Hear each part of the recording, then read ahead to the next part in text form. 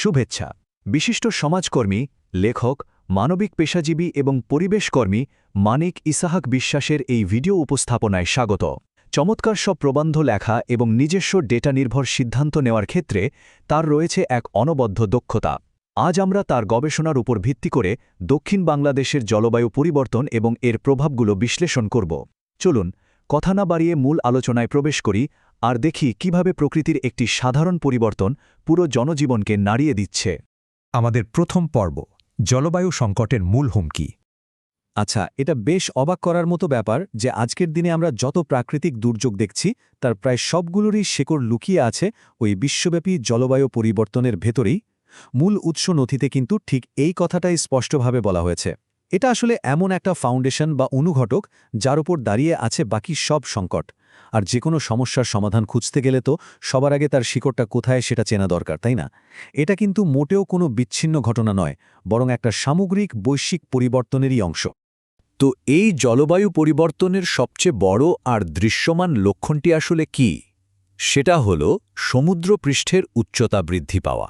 সহজ কথায় বলতে গেলে বিশ্বব্যাপী তাপমাত্রা পরিবর্তনের ফলে আমাদের মহাসাগরগুলোর ওপর পড়া একটা তাৎক্ষণিক প্রভাব। পৃথিবীর তাপমাত্রা হুহু করে বাড়ছে, মেরু অঞ্চলের বরফ গলছে আর সমুদ্রের জলের আয়তনও বেড়ে যাচ্ছে। ব্যাপারটা কিন্তু শুধু বইয়ের পাতার কোনো তাত্ত্বিক ধারণা নয়, এটা জলবায়ু পরিবর্তনের একেবারে সরাসরি একটা ভৌত বা শারীরিক বহিঃপ্রকাশ যা প্রতিনিয়ত পরিমাপ করা যাচ্ছে।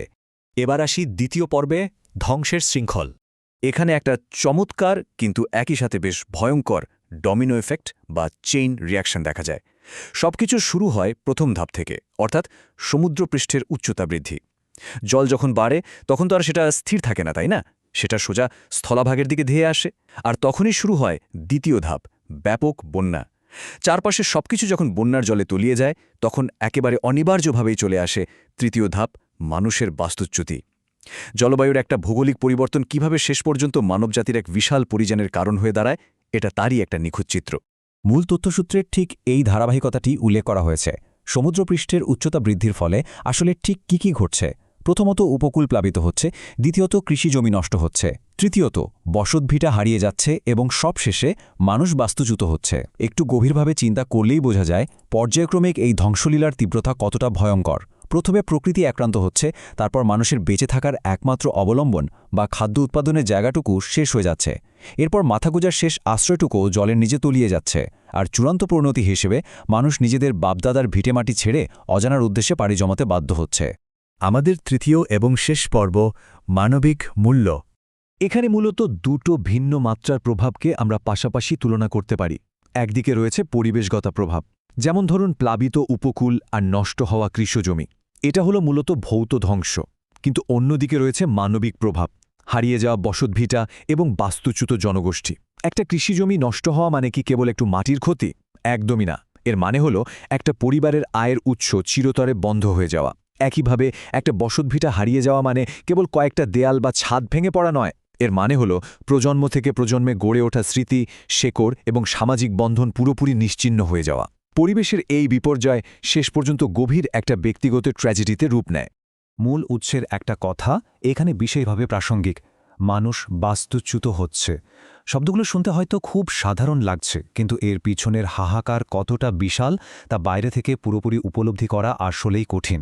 এটা কিন্তু স্রেফ কোনো পরিসংখ্যান বা ডেটা নয়। বাস্তুচ্যুত হওয়া মানে হলো নিজের পরিচয় হারিয়ে ফেলা, সম্পূর্ণ নতুন একটা পরিবেশে এক বুক অনিশ্চয়তা নিয়ে ভবিষ্যতের দিকে পা বাড়ানো। জলবায়ু পরিবর্তনের এই চরম মানবিক ট্র্যাজেডিটি আমাদের চোখে আঙুল দিয়ে দেখিয়ে দেয় যে আমরা এখানে কেবল পরিবেশ নিয়ে নয়, বরং সরাসরি মানব সভ্যতার অস্তিত্ব নিয়েই কথা বলছি। পরিশেষে একটা বড় প্রশ্ন কিন্তু থেকেই যায়। যখন কোনো জনগোষ্ঠীর উপকূল, কৃষিকাজ এবং বসতবাড়ি ক্রমবর্ধমান জোয়ারের নিচে চিরতরে তলিয়ে যায়, তখন তাদের কি পরিণতি হয়? এই বিশালাকারের উপকূলীয় সংকটের কোনো সহজ সমাধান কি আমাদের হাতে আদৌ আছে? মানিক ইসহাক বিশ্বাসের এই ভিডিওটি দেখার জন্য ধন্যবাদ। দিনটি শুভ হোক। ভবিষ্যতে আরও তথ্যবহুল ভিডিও পেতে আমাদের চ্যানেলটি সাবস্ক্রাইব করুন। সবার মতামত এবং পরামর্শের ভিত্তিতে আমরা সমস্যাগুলোর সর্বোত্তম সমাধান এবং দিকনির্দেশনা নিয়ে আসার চেষ্টা করব।